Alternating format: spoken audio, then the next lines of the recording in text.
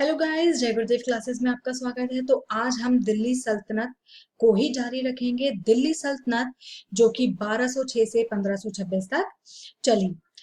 आज हम बात करेंगे खिलजी वंश के बारे में। खिलजी वंश जो कि 1290 से 1320 तक चली। पिछली पीपीटी में हमने बात की थी गुलाम वंश के बारे में, जो कि गुलाम वंश हम खत्म कर चुके हैं। अब स्टार्ट हो रहा है खिलजी वंश। खिलजी वंश जो कि 1290 से 1320 तक चला। इसका संस्थापक या फाउंडर मलिक फिरोज था। मलिक फिरोज को एक दूसरे नाम से भी जाना जाता है, जलालुद्दीन फिरोज खिलजी।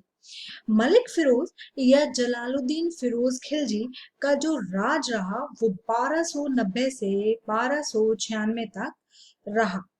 1293 में जलालुद्दीन खिलजी देवगिरी जो कि महाराष्ट्र में थी, वहां की शासक रामचंद्र देव पर आक्रमण कर देता है।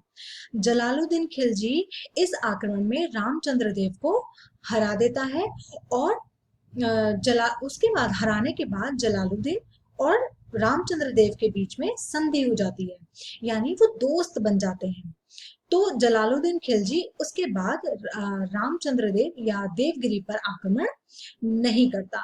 इस आक्रमण को दक्षिण भारत पर पहला मुस्लिम आक्रमण भी कहा गया। नेक्स्ट पेज पे चलते हैं।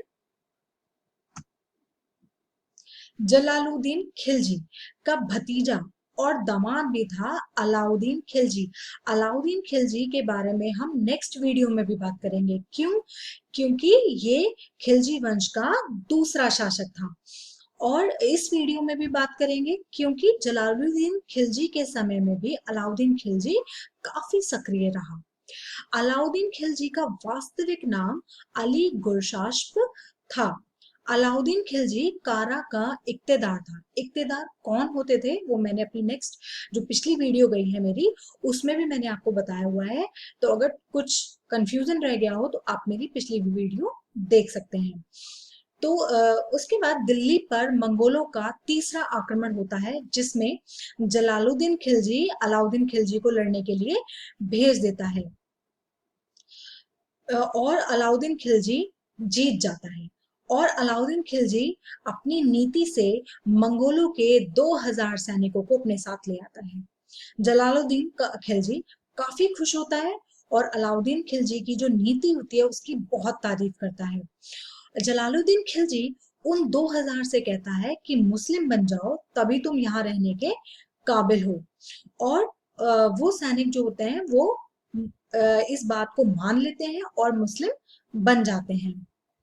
जलालुद्दीन खिलजी ने इन मुसलमानों को दिल्ली में मुगलपुर में रहने के लिए जगह दे देता है, और जो कि आज के टाइम पर मंगोलपुरी के नाम से जाना जाता है। और उन 2000 को नए मुस्लिम भी कहा गया। अलाउद्दीन खिलजी देवगिरी पर आक्रमण करता है और वहां की राजकुमारी को अपहरण कर लेता है, जो कि जलालुद्दीन खिलजी को बिल्कुल पता नहीं होता है। इस बात का जलालुद्दीन खिलजी को बहुत बुरा लगता है, क्योंकि जलालुद्दीन एक शासक होता है और अलाउद्दीन सिर्फ एक इक्तेदार। तो जलालुद्दीन सोचता है कि कुछ भी कहीं पर भी आक्रमण करने से पहले अलाउद्दीन को मुझसे सलाह लेनी चाहिए, जो कि अलाउद्दीन ने देवगिरी पर आक्रमण करते वक्त जलालुद्दीन से नहीं ली। तो जलालुद्दीन और अलाउद्दीन के दोनों के रिश्ते बहुत खराब हो जाते हैं और वो जलालुद्दीन जो होता है वो बहुत खफा हो जाता है।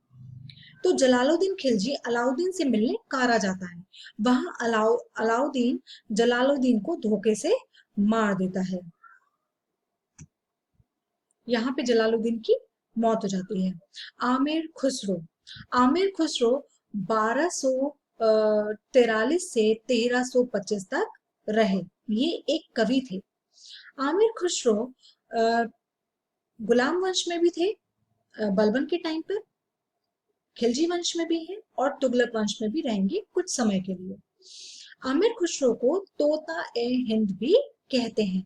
ये इंपॉर्टेंट है और ये कई बार एग्जाम में पूछा गया है कि आमिर खुसरो को तोताए हिंद भी कहते हैं। उनका जन्म उत्तर प्रदेश के काशगंज में हुआ और उनकी मृत्यु दिल्ली में हुई, जिनका इनका मकबरा जो है वो निजामुद्दीन में है। आमिर खुसरो ने सितार और तबला बनाया और खड़ी बोली और कव्वाली की शुरुआत की। आमिर खुसरो ने कश्मीर को धरती का स्वर्ग कहा और इसने एक किताब भी लिखी जिसका नाम खामसा ए खुसरो रखा। इसने अलाउद्दीन खिलजी को सुल्तान जहां की उपाधि दी। आमिर खुसरो बलबन खिलजी और मोहम्मद बिन तुगलक के शासन काल में रहा। आज की वीडियो में इतना ही, बाकी नेक्स्ट वीडियो में बात करेंगे। तो please share and subscribe my channel. Thank you so much guys.